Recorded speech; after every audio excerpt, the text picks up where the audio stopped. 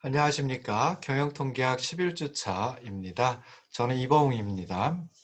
먼저 지난 시간에 했던 거 정리를 하고요. 그리고 이번 주차 진도를 나가도록 하겠습니다. 지난 주차에는 이제 설문지 작성에 대해서 마무리를 했고요. 그래서 질문의 순서 결정, 설문지 초안의 완성, 사전조사 및 설문지 완성까지 이제 했습니다. 그리고 표본 추출이라고 하는 새로운 주제로 넘어가서 표본 조사와 전수 조사에 대해서 살펴봤습니다. 먼저 이제 설문지 작성은 사전 준비 단계, 개별 항목 완성 단계, 질문의 순서 결정 단계, 설문지 초안 완성 단계, 사전 조사, 설문지 완성, 이렇게 크게 6가지의 절차를 따른다라고 했는데요. 이제 세 번째 단계인 질문의 순서 결정서부터 지난 주차에 했습니다. 그래서 이제 크게 뭐 한 좀 5가지 정도 소개를 해드렸는데요. 첫 번째 질문은 응답자가 이제 관심을 가질 수 있는 내용이어야 한다라고 말씀드렸습니다. 그래서 첫 번째 질문은 이제 응답자의 부담감을 좀 덜어줄 수 있도록 쉽고 재미있으면서 응답자가 관심을 가질 수 있는 내용이면 좋습니다. 그리고 이제 첫 번째 질문은 또 설문제 내용이 어떤 것인지를 짐작하게 해주는 내용이면 참 좋다라고 생각을 해볼 수 있습니다. 두 번째 질문의 순서 결정할 때 유의하셔야 할 게 인구 통계학적인 질문은 가능한 마지막 부분에 배치하는 것이 좋다라고 설명드렸습니다. 일반적으로 응답자들 입장에서는 소득, 학력, 직업, 성별, 연령 등의 인구 통계학적인 질문에 대해 응답을 조금 기피하는, 회피하는 경향이 있습니다. 그래서 이런 인구 통계학적인 질문은 가능하면 설문지 마지막 부분에 배치하는 것이 좋습니다. 그리고 이제 추후 검증을 위해서 응답자의 성명, 연락처를 기재하도록 하는 경우도 있는데요. 이러한 질문도 설문조사의 마지막에 하는 것이 바람직하다라고 생각해 볼 수 있습니다. 자, 질문의 순서 결정에서 세 번째 유의하셔야 될 것은 쉽게 응답할 수 있는 질문을 좀 앞부분에 배치하는 것이 좋습니다. 그래서 가능한 쉽게 응답할 수 있는 질문들을 좀 전반부에 배치하고요. 응답하기 어려운 질문들은 좀 후반부에 배치하는 것이 바람직하다라고 생각해 볼 수 있습니다. 네 번째, 갑작스러운 논리의 전환이 이루어지지 않도록 순서를 결정하는 것이 좋습니다. 근데 만약 질문의 주제가 바뀌는 경우가 있다라고 하면 그때는 설문지 페이지를 달리하는 것이 바람직하고요. 이제부터는 또 어떤 내용에 대한 질문을 할 것인가 라고 하는 주제에 대한 설명을 한 후 질문을 다시 시작하는 것이 좋습니다. 마지막 다섯 번째로 이제 응답자의 응답에 따라 질문 순서가 바뀌는 경우도 있습니다. 그래서 이럴 때에는 명확하게 지시를 하여야 한다라고 하는 게또 순서 결정에 있어서 중요한 내용입니다. 그래서 응답자의 응답 내용에 따라 다음 질문들의 일부를 대답하지 않고 그냥 넘어가는 경우도 있을 수 있는데요. 그럴 때 어떤 질문으로 가야 하는지 이런 지시를 좀 명확히 해야 합니다. 자, 이렇게 이제 질문의 순서까지 개별 항목 완성하고 질문의 순서까지 결정하고 난 다음에는 설문지 초안을 갖다 만들어야 되겠죠. 그래서 질문 항목들의 순서가 결정되면 설문지 외관, 레이아웃을 결정함으로써 설문지 초안을 완성시켜야 합니다. 일단 생각해 봐야 될 게 소책자 형태로 제본을 하는 것이 바람직합니다. 왜냐하면 이제 내용물의 분실을 막을 수 있기 때문이고요. 또 조사 진행을 쉽게 하기 위해서 양면 인쇄를 하는 것이 좀 바람직하다라고 생각해 볼 수 있습니다. 자, 그리고 이제 설문지 표지 부분이 있는데요. 설문지 표지에는 조사 목적, 그리고 조사 기관에 대한 간단한 설명이 있어야 하고요. 응답자에 대한 비밀 보장과 관련된 문구가 있으면 좋습니다. 그리고 조사 기관의 연락처, 그리고 응답 예정자가 주어진 표본 요건에 맞는지 여부를 확인할 수 있도록 성별, 연령, 뭐 이런 것들을 좀 포함을 하면 좋겠다라고 생각해 볼 수 있습니다. 그리고 이제 조사원에 대한 지시사항을 내리는 경우가 있는데요. 그때는 이제 설문의 내용하고 다른 활자체를 이용하거나 아니면 진하게 인쇄를 해서 조사원의 눈에 잘 띄도록 하는 것이 바람직합니다. 그리고 질문의 내용이 바뀌는 경우 좀 전에 설명드렸지만 가능하면 페이지를 달리하는 것이 좋고요. 조사원은 응답자한테 이에 대한 설명을 한 후, 그러니까 이 주제에 대한 설명을 한 후에 다음 질문을 시작하는 것이 바람직하다라고 생각해 볼 수 있습니다. 자, 이렇게 그 설문지 초안까지 완성을 했다라고 하면 이제 사전 조사를 하고 실제로 이제 설문지 완성을 해야 됩니다. 그래서 본조서에 들어가기에 앞서서 설문지 초안을 이용해서 사전 조사 또는 뭐 예비 조사를 실시하는 것이 좋습니다. 사전 조사라고 하는 것은 표본으로서의 자격을 갖춘 소수의 응답자들에게 설문지를 이용한 조사를 직접 실시해서 문제점을 찾아가는 과정이다라고 생각해 보시면 좋을 듯 싶은데요.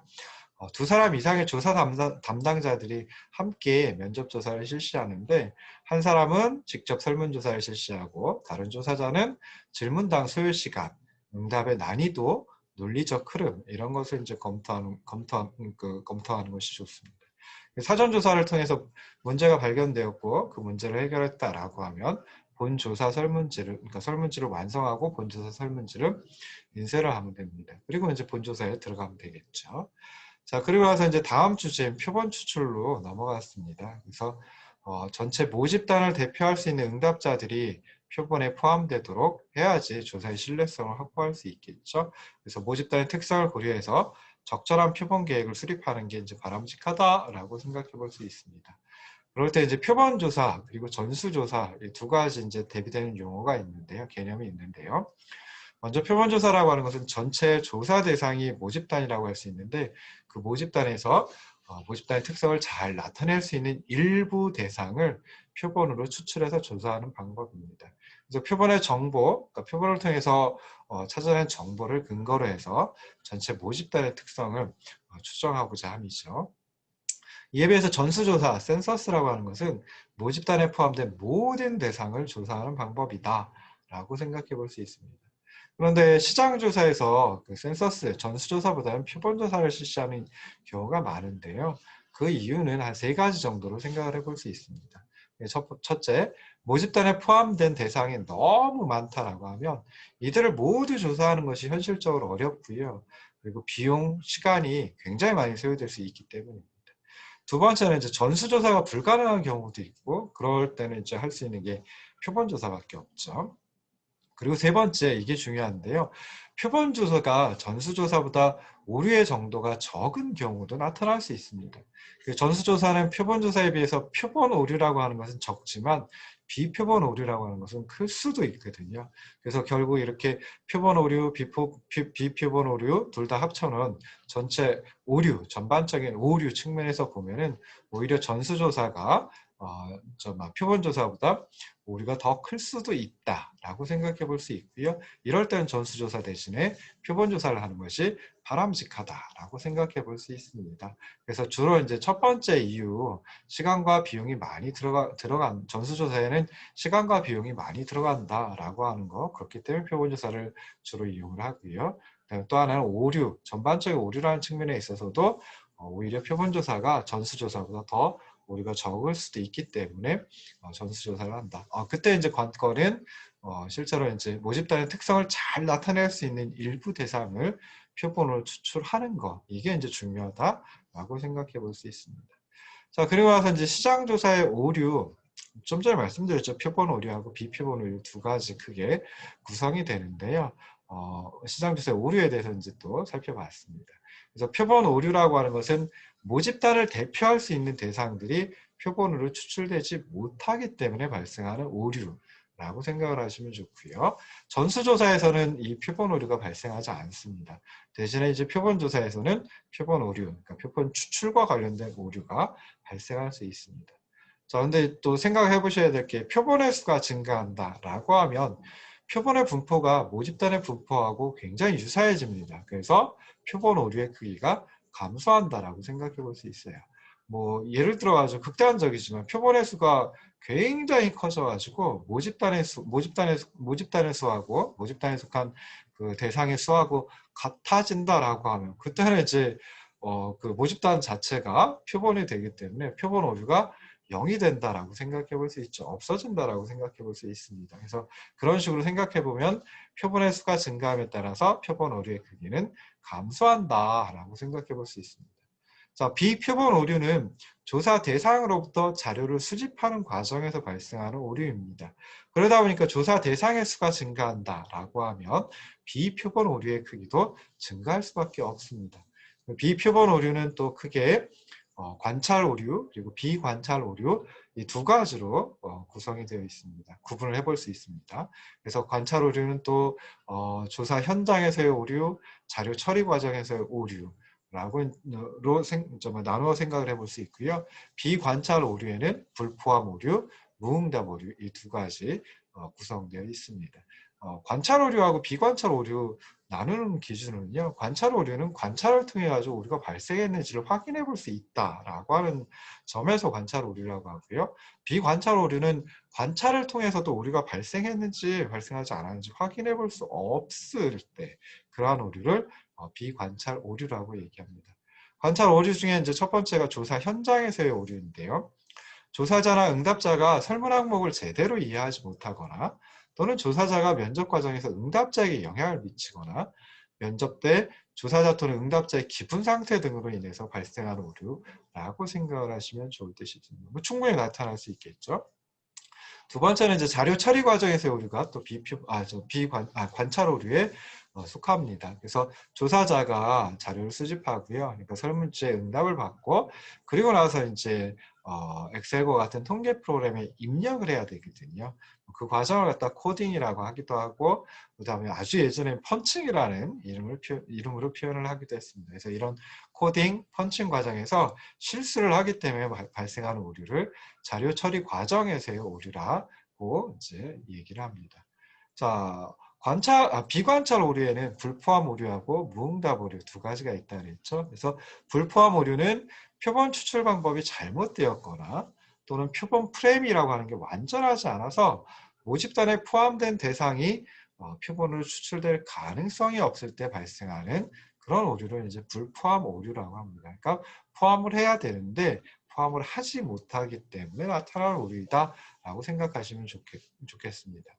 두 번째 이제 무응답 오류도 비관찰 오류에 포함이 되는데요. 무응답 오류는 선정된 표본 중에서 접촉이 되지 않거나 응답을 거부한 무응답자들이 응답자들과 인구 통계적 또는 행동 특성 면에서 차이를 보이는 경우에 이제 나타나는 오류이다라고 생각을 하시면 좋을 듯 싶습니다. 자, 아까도 말씀드렸듯이 전반적인 오류 발생 측면에서 보면 전수조사가 표본조사에 비해서 항상 우월한 것만은 아니다라고 하는 거 꼭 기억하시기 바랍니다. 그래서 전수조사에서 발생하는 비표본 오류가 표본조사에서 발생하는 오류, 즉 표본 오류와 비표본 오류의 합계보다 더 클 수 있다라고 하는 거 잊지 마시고요. 모집단의 규모, 모집단의 성격, 그리고 조사 예산, 전반적인 오류 정도를 고려해 가지고 조사 방식, 표본의 크기를 결정을 해야지 바람직하다라고 생각할 수 있습니다. 그래서 모집단의 규모가 좀 적고요. 조사 예산이 충분하다라고 하면 그때는 전수조사를 하는 게 바람직하다라고 생각해 볼 수 있습니다. 그런데 다수의 일반 소비자를 대상으로 하는 상업적 시장 조사에서는 전수조사보다 표본조사가 더 바람직하다. 이런 것도 이제 생각을 하시면 좋을 듯 싶습니다. 그래서 이렇게 해가지고 지난 주차에 했던 거, 10주차에 했던 거 이제 조금 요약을 해가지고 정리를 해봤고요. 이제 11주차, 이번 주차에는 이제 표본 추출 과정에 대해서 생각을 해보도록 할 겁니다. 그래서 우리가 과제로다가 설문조사를 주로 이제 하는데요. 설문조사를 하면서 사실은 뭐 표본 추출 과정을 거치지 않고 그냥 그냥 이렇게 뭐 할당을 한다든지 해가지고 그냥 어떻게 보면 좀 주먹구구식으로 표본을 추출을 하죠. 즉 응답자를 고릅니다. 응답자를 선정을 합니다. 근데 이제 좀 제대로, 그러니까 아까 말씀드렸던 표본 오류를 갖다가 줄이려고 하기 위해서는 그때는 이제 제대로 된 표본 추출 과정을 거쳐가지고 모집단의 특성을 잘 대표할 수 있는 그런 표본을 추출하는 것이 바람직하다라고 생각해 볼 수 있습니다. 자, 강의안 띄워놓고 이제 시작을 해서 다시 설명을 드릴 텐데요. 강의안 네 번째 강의안입니다. 그리고 65쪽 이제 진도를 나가게 됩니다. 자, 표본 추출 과정은 65쪽에 있는 그림과 같습니다. 그래서 1단계가 모집단을 설정하는 단계고요. 그다음에 두 번째 단계에서는 표본 프레임을 작성을 하고 세 번째 단계에서는 표본 추출 방법을 결정합니다. 근데 표본 추출 방법 결정하는 것과 이제 동시에 같은 그 시기에 표본의 크기도 결정을 합니다. 이게 네 번째고요. 그다음에 마지막 5번째 단계에서는 조사 대상자를 선정을 합니다. 그래서 이 표본 추출 과정을 순서대로 좀 짤막하게 설명을 드리도록 하겠습니다. 자, 모집단을 설정하는 것. 표본 추출 과정은 조사 대상인 모집단, 파퓰레이션을 결정하는 단계부터 시작을 합니다. 그래서 모집단은 흔히 이제 조사자의 그 관심의 대상이 되는 사람, 그리고 제품, 기업, 지역 등의 집합체, 그러니까 집합, 그러니까 모아놓은 것이다라고 생각을 하시면 좋을 듯 싶어요. 그래서 예를 들어가지고 뭐 자사 제품을 구매할 수 있는 잠재적 소비자들을 다 모아놨다든지, 또는 뭐 우리나라에 251개 시, 군구 전부 다 살펴본다라든지, 뭐 국내 편의점의 뭐 어떤 판매량이라든지 뭐 이런 걸 조사한다라고 하면 그 자체가 이제 모집단이다라고 생각을 해볼 수 있습니다. 근데 일반적으로 상업적인 시장 조사에서는 현재 또는 향후에 자사 제품을 구매할 수 있는, 구매하려고 하는 표적 소비자 집단을 타겟 마켓을 모집단으로 설정하는 경우가 많습니다. 그래서 모집단을 정확히 규정하기 위해서는 조사자가 소비자 집단, 기업의 담당자, 소매점에서 제품을 직접 판매하는 판매원들과의 면접을 통해 가지고 좀 잠재적인 고객을 정확히 파악하고 이에 근거해 가지고 모집단을 정확하게 정의를 하는 것이 바람직하다라고 생각해 볼 수 있습니다. 그리고 모집단은 조사 대상의 인구 통계학적인 특성, 거주 지역, 그리고 시간 개념을 이용해서 좀 구체적으로 규정을 해야 됩니다. 예를 들어서 우리나라 대통령 선거 같은 경우에는 그 대통령 선거에 앞서가지고 유권자 조사를 좀 실시를 하는 경우가 많죠. 여론 조사를 실시하는 경우가 많이 있습니다. 자, 그때 이제 모집단을 어떻게 규정을 할까, 정의를 해야 될까라고 했을 때 투표율 현재 대한민국에 거주하는 만 19세 이상의 일반 국민, 이런 식으로 이제 모집단을 정의해야지 정확하게 규정했다, 정확하게 정의했다라고 생각해 볼 수 있습니다. 또 다른 예로다 이제 도시의 젊은 세대를 표적으로 새로운 탄산음료를 출시했다라고 하는 경우에는 뭐 2011년 현재 좀 오래됐네요. 2020년으로 할까요? 2020년 11월 1일 현재 만 20세 이상 그리고 29세 미만의 남녀 그리고 서울 및 뭐 6대 광역시 지역에 거주하는 자 최근 1개월간 탄산음료를 1회 이상 구입한 자 뭐 이런 식으로 해가지고 모집단을 좀 구체적으로 자세하게 정의를 하는 것이 바람직하다라고 생각을 해볼 수 있습니다. 요즘에 이제 뭐 청년 세대 라고 얘기를 할 때는 사실 만 20세 이상 그리고 39세 이하인 그런 그런 연령층을 갖다가 청년 계층이라고 또는 뭐 청년 세대라고 이제 또 구분을 하기도 하고 그럽니다. 그래서 뭐 30대도 지금 이제는 이제 청년에 이제 포함이 되네요. 예전 같으면 뭐 3, 4, 50대를 갖다가 보통 중년이라고 이제 표현을 했었는데 알고 예전에도 한 4, 50대를 갖다가 중년이라고 표현을 했던데 싶네요. 그래서 뭐 여기서 말씀드리려고 하는 것은 조금 더 명확하게 모집단을 규정을 하면 그러고 나서 이제 표본 추출해서 표본 조사를 하면은 표본을 모집단의 특성을 잘 대표하는 표본을 추출할 수 있다. 뭐 이런 식으로 이제 생각을 해볼 수 있습니다. 여기까지 하고 잠깐 쉬었다 다시 돌아오도록 하겠습니다.